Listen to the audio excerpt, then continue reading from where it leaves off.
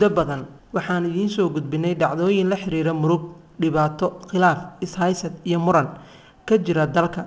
Laakiin waxaa xusid mudan intaa beddelkeed dalka ay ka jiraan howlo horumarka la xiriira. Toddobaadkan barnaamijka Soomaalida maantay ee Ked Media ay idiin soo gudbiso Arbaco walba waxaan idinkugu soo gudbin doonaa muuqaal muujinaya horumar markhaati leh oo aan hubno in dhammaan inta daawata ay u wada riyaaqi doonaan.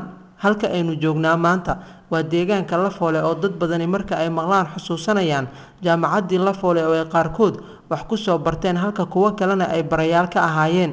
Laakiin maanta booskii jaamacaddaasi walow uu bannaan yahay, haddana deegaanka kama salguurin howlihii horumarka la xiriiray oo waxaa ka furan iskuulo lagu daryeelo ubadka Soomaaliyeed. Jibril Foundation Muqdisho Boarding School ayaa ka mid ah iskuulada halkaasi ku yaala, waxaana iskuulkan uu ugu duwan yahay iskuulada kale ee ku yaala deegaanada loo barakacay amaba caasimadda Muqdisho, iyadoo il gaar ah lagu eego danyarta isla markaana aan lagu xirin bixinta qarashaad. Waxaa hadda wax ku bartay iskuulka 450 arday oo isugu jirta qaybta boardingka ee la jiifto iyo ardayda iskuulka uga timaada guryahooda. Tirada ardayda dhigata qaybta boardingka ee jiifka waa 42 arday, halka 408 kalena ay yihiin kuwa ka rawaxa iskuulka ee gelin kaliya waxbarta. Waxaa isu taagay ardaydani inay waxbartaan macallimiin Soomaaliyeed oo tiradoodu ay gaarayso 21, kuwaasoo uu isu keenay isla markaana abaabulay Jibriil Afraxayaanle oo ah aqoon-yahan Soomaaliyeed oo u istaagay waqti iyo qarash inuu u huro horumarinta bulshada, gaar ahaan jiilka cusub ee doonaya inay waxbartaan isla markaana aan awoodeeda lahayn. Jibril Foundation Muqdisho Boarding School waxaa lagu bartaa maadooyin kala duwan, waxaana dugsiga uu ka kooban yahay 3 heer ee waxbarashada aasaasiga ah, iyadoona intaasi ay dheer tahay daryeel gaar ah oo ay helaan caruurta ku jirta qaybta boardingka. Waxaana ka mid ah daryeelkaasi barashada Quraanka Kariimka, ciyaaro kubadda cagta ay ka mid tahay, iyo weliba cunto laga taxadiray oo ay diyaariyaan hooyooyin Soomaaliyeed oo uu mushaar siiyo maamulaha iskuulka Jibriil Afraxayaanle. Inkastoo badanka caruurta iskuulkaasi dhigata ay yihiin kuwa dhaqaale ahaan aan awoodin inay wax bartaan, haddana waxaa jira caruur aan badnayn oo waalidkood xilliyada qaar ay bixiyaan qarashaad aan badnayn oo ujeedadeedu tahay kaalmeynta dugsiga si hawshii ay u socoto.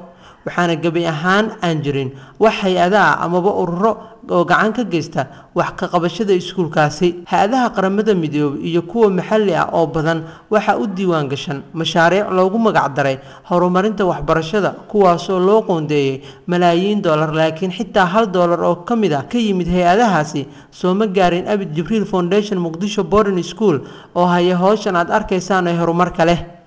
10 sano ka hor ayaa iskuulkan lagu unkay gudaha magaalada Muqdisho, waxaana xaruntiisa ay ahayd number 4, laakiin waxa uu goobtaasi ka barakacay iskuulka markii ay bateen dagaalada ka dhacaya agagaarka number 4 oo noqotay goob ciidamada shisheeye ee taageera dowladda ay fariisin ka sameysteen. Waxaana taasi ay horseeday in iskuulka uu ku biiro shacabka barakacay ee ku sugan duleedka Muqdisho. Halkani waa fasalka 1 ee dugsiga hoose. Caruurta waxa ay ku dhawaaqaysaa xuruufta kala duwan ee afka Soomaaliga. Kaliya ma ahan afka Soomaaliga, waxyaabaha ay caruurta sida wanaagsan ula qabsadeen luqadaha Carabiga iyo Ingiriiska. Haye, face uji mana? Sekali marka?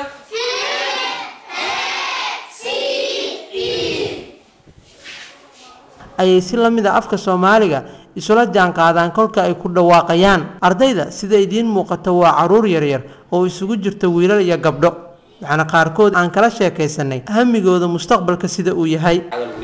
Magaca? Cabdisamad. Maxaa barataa? Soomaali. Iskuulka aad dhigatid magaciisa? Haye, maxaa jeceshaa mustaqbalka inaad noqotid? dhakhtar jeceshaa inaad noqotid. Mustaqbalka maxaa jeceshaa inaad noqotid? Macallimad.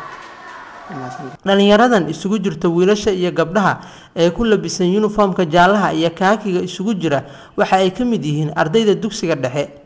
Iminka sida idiin muuqata waxa ay ku jiraan xisad oo waxa la jooga macalinkoodii. Dhammaan laabtooda waxaa ka guuxaya horumar iyo guul inay gaaraan mustaqbalka. Kani waa fasalkii 2 ee dugsiga sare. Afka qalaadna waxa lagu yiraahdaa form 2. Waxa ay dhiganayaan maado xisaab gaar ahaan aljabra oo sida idiin muuqata iminka sabuurada waxa ku dhigan tusaale xisaabeed oo macalinka ka shaqeeyay isla markaana ardayda ay qoratay. qaar ka mid ah ardayda ayaan weydiinay dareenkooda iyo hankooda. magacayga waxaa la yidhaha Salaad Maxamed fasalkayga waa fasalka form 2 Form 2 kalaaska form 2 imise maada ayaa barataa ilaa 10 maadaan baranay maxay kala yihiin waa maadooyin badan waxay ka kooban yihiin sida xisaabta kale chemistry-ga biology-ga iyo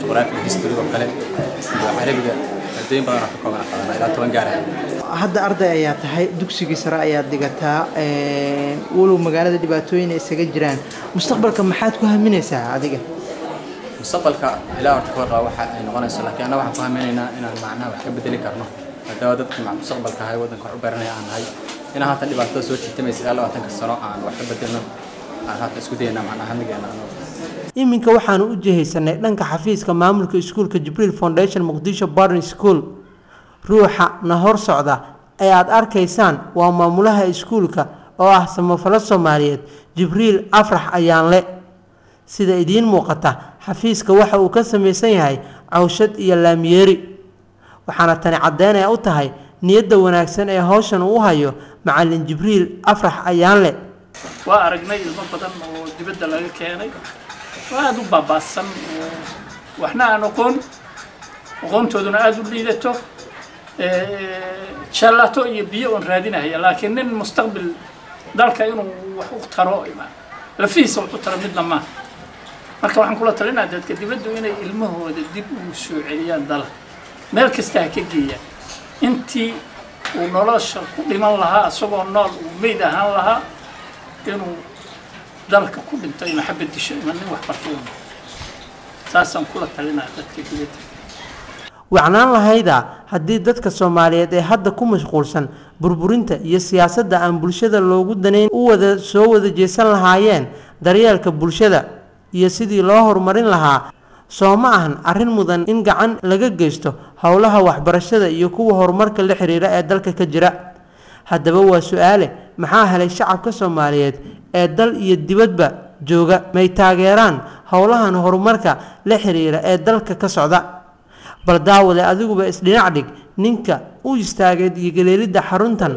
lagu daryeelo ubadka Soomaaliyeed ee Soomaaliga ah iyo Soomaaliga kale ee gantaalada iyo madaafiicda ku garaaca caruurta iyo haweenka fadlan aragtidaada noogu soo gudbi Facebook iyo YouTube-ka